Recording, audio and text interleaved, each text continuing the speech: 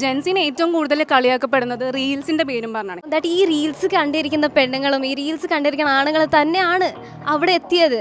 ഇതാണ് ഞങ്ങളുടെ വേ, അല്ലാതെ ഒരു പെർട്ടിക്കുലർ ഫോമാറ്റ് ഫോളോ ചെയ്ത് നടത്തേണ്ടതല്ലല്ലോ. ഞങ്ങൾ ചോദ്യം ചോദിക്കുക തന്നെ ചെയ്യും, ഉത്തരം തന്നേ മതിയാവുള്ളൂ. ഉറക്കമില്ല, മിണ്ടാട്ടമില്ല, ഫുൾ ടൈം ഫോണിൽ, വായന തീരെയില്ല, രാഷ്ട്രീയത്തെക്കുറിച്ച് ഒരു ചുക്കും അറിയില്ല. നമ്മുടെ ജെൻസി, ജെൻ ആൽഫ കുട്ടികൾ സ്ഥിരം കേൾക്കുന്ന പരാതിയാണിത്. പക്ഷേ അബ്ദുൽ കലാം പറഞ്ഞതുപോലെ the most powerful resource on the earth, above the earth, under the earth is നമ്മുടെ ജെൻസി എന്ന് കാലം തെളിയിച്ചിരിക്കുകയാണ്. ജെൻസി രാഷ്ട്രീയത്തെക്കുറിച്ച് സംസാരിക്കാൻ ഇന്ന് എൻ്റെ കൂടെയുള്ളത് എറണാകുളം സെൻറ് തെരേസസ് കോളേജിലെ വിദ്യാർത്ഥികളാണ്. അപ്പോൾ ജെൻസി രാഷ്ട്രീയം, അവരുടെ രാഷ്ട്രീയം എന്താണെന്ന് നമുക്ക് അവരോട് തന്നെ ചോദിക്കാം. സോ ഞങ്ങളുടെ പൊളിറ്റിക്സ് എന്താണെന്ന് വെച്ച് കഴിഞ്ഞാൽ we are not here to end it. This protest is not gonna end just like that with Dharmendra Pradhan replacing him with a rape apologist like Pralhad Joshi is not going to keep us silent. We're going to get back to the streets. We're going to ask questions. ഞങ്ങൾ ചോദ്യം ചോദിക്കുക തന്നെ ചെയ്യും, ഉത്തരം തന്നേ മതിയാവുള്ളൂ. Normally ജെൻസിയെക്കുറിച്ച് കേൾക്കാറുണ്ട്, ജെൻസി വായിക്കില്ല, രാഷ്ട്രീയം തീരെ അറിയില്ല എന്നാണ് പറയാറ്. അങ്ങനെയാണോ? സോ ഫസ്റ്റ് ഓഫ് ഓൾ, ഞാൻ ഒത്തിരി പൊളിറ്റിക്സിൽ ഇൻവോൾവ് ആയിട്ടുള്ള ഒരാളല്ലായിരുന്നു. പക്ഷേ എന്നാലും എല്ലാം എനിക്ക് അറിയാമായിരുന്നു. Because of the reels, because of the shorts that we see. നമ്മൾ ഒരിക്കലും ന്യൂസ് പോയി ചാനൽ കാണണം നിർബന്ധമില്ല. ബിക്കോസ് നമ്മളുടെ ഒരു ജനറേഷൻ നമ്മൾ എപ്പോഴും ഫോണിലാണ്. We have all the things to do inside phone itself.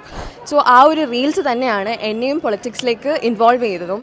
നമ്മളിപ്പോൾ ഒരു പെർട്ടിക്കുലർ പാർട്ടി അല്ലെങ്കിൽ ഒരു പെർട്ടിക്കുലർ ലീഡറിനെ സപ്പോർട്ട് ചെയ്യുന്ന ആൾക്കാരല്ല. പക്ഷേ അവർ ചെയ്യുന്ന പ്രവർത്തികൾ നല്ലതാണെങ്കിലും എന്താണെങ്കിലും നമ്മൾ അതിന് പ്രതികരിക്കേണ്ട സ്ഥലങ്ങൾ നമ്മൾ പ്രതികരിക്കാറുണ്ട്. അതേപോലെ തന്നെ സപ്പോർട്ട് ചെയ്യേണ്ട ഒരു സിറ്റുവേഷൻ ആണെങ്കിൽ നമ്മൾ സപ്പോർട്ടും ചെയ്യാറുണ്ട്.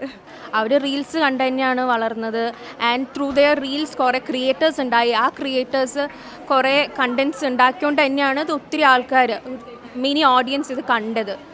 അതുകൊണ്ട് അവരുടെ ലൈഫ് സ്റ്റൈലും അതുകൊണ്ട് ഒരു ഇമ്പാക്റ്റ് ഉണ്ടായിട്ടുണ്ട്. ഈ പ്രൊട്ടസ്റ്റ്, ഇപ്പം CJP പ്രൊട്ടസ്റ്റ് എന്ന് പറയുന്നത് ഒരു പാർട്ടിക്കെതിരെയുള്ള പ്രൊട്ടസ്റ്റ് ആയിരുന്നില്ല, ഒരു സിസ്റ്റത്തിനെതിരെയുള്ള പ്രൊട്ടസ്റ്റ് ആയിരുന്നു.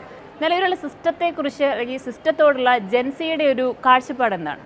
ബേസിക്കലി നമ്മൾ ധർമ്മേന്ദ്ര പ്രസാദ് റിസൈൻ ചെയ്തതുകൊണ്ട് ഈ ഒരു സംഭവം, ഒരു ടോപ്പിക്ക് മാത്രമല്ല അവിടെ സോൾവ് ആവുന്നത്. സിസ്റ്റത്തിൽ വലിയൊരു ചേഞ്ചും ഉണ്ടാവാൻ പോകുന്നില്ല. പക്ഷേ നമ്മുടെ സിസ്റ്റത്തിൽ ഒരു ചെറിയ പേടി, അതായത് ഒരു ചെറിയൊരു നീക്കമേലും നടക്കുന്നത് കൊണ്ട് ബാക്കി കാര്യങ്ങളിലും കൂടുതൽ അവർ ഇമ്പോർട്ടൻസ് കൊടുക്കണം എന്നൊരു ഒരു പ്രൊട്ടസ്റ്റാണിത്.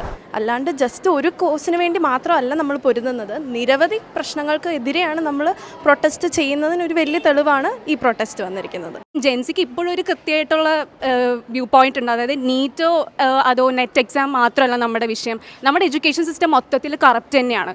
ഇത് ആരും അഡ്രസ്സ് ചെയ്യാൻ റെഡിയല്ല. അല്ലെങ്കിൽ ഒരു പാർട്ടി മാത്രം വിചാരിച്ചാൽ മാത്രം ഒരു കൺട്രി റൂൾ ചെയ്യേണ്ടതല്ല. അല്ലെങ്കിൽ ഒരു particular religion like Hinduism or Hindutva should not retain in the future. അപ്പോൾ എല്ലാവരുടെയും വോയിസ് ഹേർഡ് ആയേ പറ്റുള്ളൂ. ഒപ്പോസിഷനെ പോലും കേൾക്കാൻ റെഡിയല്ലാത്ത ആൾക്കാരാണ്. ആൻഡ് ഒരു RSS കാരനെ മറ്റൊരു RSS കാരനായിട്ട് റിപ്ലേസ് ചെയ്തിട്ട് ഒരു കാര്യമില്ല. We really want the system to refrain.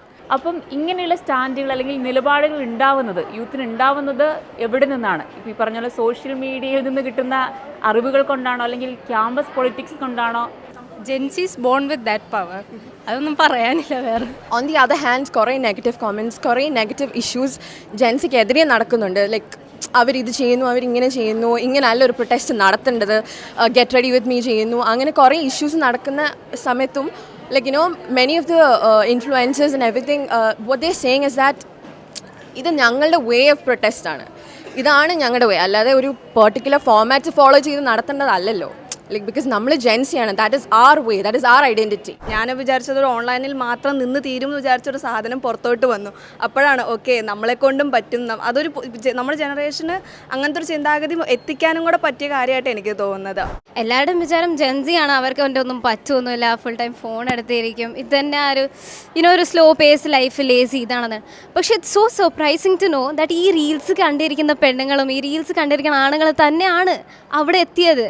It's very surprising. ഈ പ്രോട്ടസ്റ്റ് എല്ലാം കഴിഞ്ഞിട്ടും അവിടെ കുറേ വേസ്റ്റും കാര്യങ്ങളെല്ലാം ഉണ്ടായി. അതെല്ലാം നമ്മൾ റെസ്പോൺസിബിളായിട്ട് എടുത്ത് അവിടെയുള്ള ആൾക്കാർ ക്ലീൻ ചെയ്തിട്ടാണ് അവർ പോയത്. അതിനകത്ത് ഇടയ്ക്ക് ഒരു നടന്നതാണ് ഏതോ ഒരു ജേർണലിസ്റ്റിനെ കുറേ വഴക്ക് പറയണത്. അത് പിന്നെ അവർ പോയി തിരിച്ച് സോറി പറയാനും അത് മാറ്റി പറയാനുള്ള ഇതുണ്ട്. അതാണ് ബാക്കിയുള്ള ഗവൺമെൻറ് അല്ലെങ്കിൽ ബാക്കി ഇത്ര നാൾ വന്നതിനേക്കാളും വ്യത്യാസം അതാണ്. നമുക്ക് തെറ്റ് ഏറ്റു പറയാനും ഓക്കെ ഞങ്ങളുടെ ഭാഗത്തുണ്ട് തെറ്റ്, എന്നിട്ട് അതിനെതിരെ സംസാരിക്കാനും പറ്റും. I feel like that's better than saying nothing.